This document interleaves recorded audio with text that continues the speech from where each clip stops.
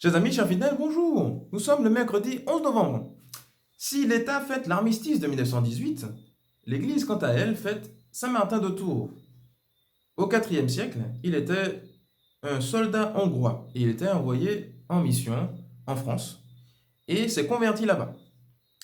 Il est devenu moine, fondateur de monastère et on est venu le chercher pour qu'il devienne évêque. Il a d'ailleurs été un grand évangélisateur des Gaules. Pour ce qui est de l'évangile d'aujourd'hui, nous sommes chez Saint Luc au chapitre 17, versets 11 à 19, où on nous dit que 10 lépreux vinrent à la rencontre de Jésus. Ils s'arrêtèrent à distance et lui crièrent: Jésus, Maître, prends pitié de nous. À cette vue, Jésus leur dit: Allez vous montrer aux prêtres. On a l'impression que Jésus leur dit un peu: Moi je ne me mélange pas avec vous, je laisse les prêtres gérer ça. On entendait peut-être une parole qui ressemble plutôt à Va, ta foi t'a sauvé, ou sois guéri de ton mal. Et non, allez vous montrer aux prêtres. Pourquoi? La lèpre est une maladie très contagieuse, qui fait que si le lépreux reste au contact des autres, il va tous les contaminer. Donc le lépreux est mis en marge de la société, en dehors de la vie de la cité, pour des raisons sanitaires. Tout rapprochement avec le Covid est tout à fait fortuit. Donc il y a une première invalidité sociale. Il y a une deuxième invalidité qui elle est cultuelle. Parce que pour le juif de cette époque, la lèpre est vue symboliquement comme le péché, la manifestation extérieure de mal intérieur. Et le péché ne saurait rester en contact de la sainteté de Dieu, ni dans son temple, ni dans le peuple. Donc, pour ces raisons, le lépreux est exclu.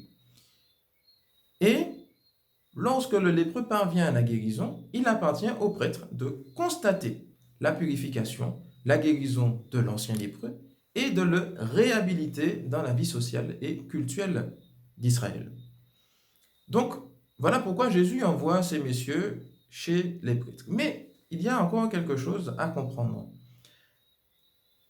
Jésus les envoie, mais il ne leur a pas dit « je vous guéris ».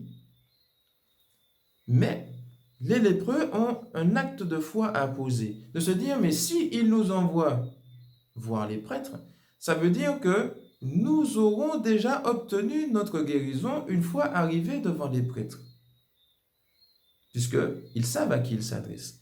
Et c'est d'ailleurs ce que l'Évangile nous dit juste après: en cours de route, ils furent purifiés. Donc c'est l'acte de foi qu'ils ont posé qui a produit chez eux les fruits de guérison, de salut, que les prêtres ensuite allaient constater. Et ces versets nous rappellent comment Jésus fonctionne ordinairement avec nous. Il ne cesse de nous dire qu'il nous aime, il ne cesse de nous inviter à le suivre, à répondre avec confiance à cet amour qui ne cesse de nous être donné. Et il invite donc notre liberté à répondre généreusement, favorablement à cet amour donné. Et en répondant, en nous mettant sur ces chemins, nous découvrirons tous les fruits de salut, tous les signes de guérison, de conversion de notre vie.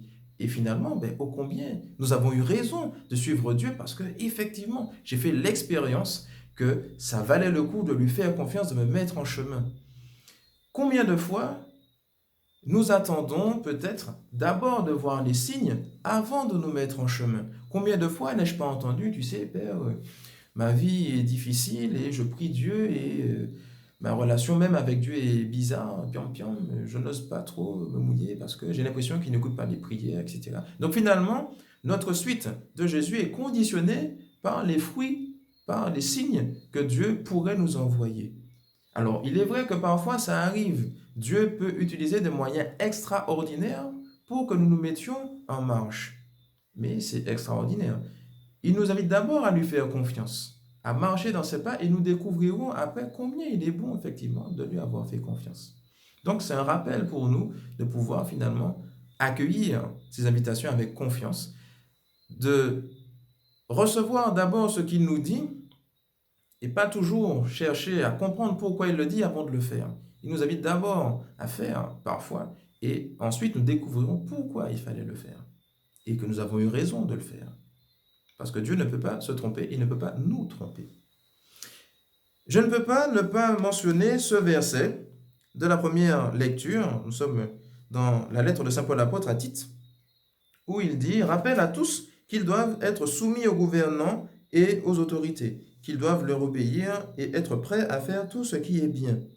Saint Paul a raison de nous rappeler cette chose essentielle. Nous avons un devoir d'obéissance envers ceux qui nous gouvernent, puisque finalement, c'est Dieu qui a choisi les institutions pour guider les hommes. Donc, ils ont aussi une charge d'âme. Donc, c'est pour ça que nous avons le devoir aussi de prier pour eux, pour que leurs décisions respectent les lois divines et visent le bien commun de chacun.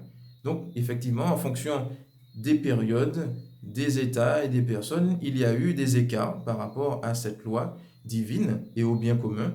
Et donc, il est de notre devoir de prier, de faire en sorte que ces écarts se réduisent et que nous ne soyons pas contraints dans notre conscience, voilà, être entre deux eaux, faire la volonté de Dieu ou faire la volonté des hommes. Voilà, mais que Dieu puisse éclairer suffisamment ces hommes pour le bien commun et le respect de la loi divine.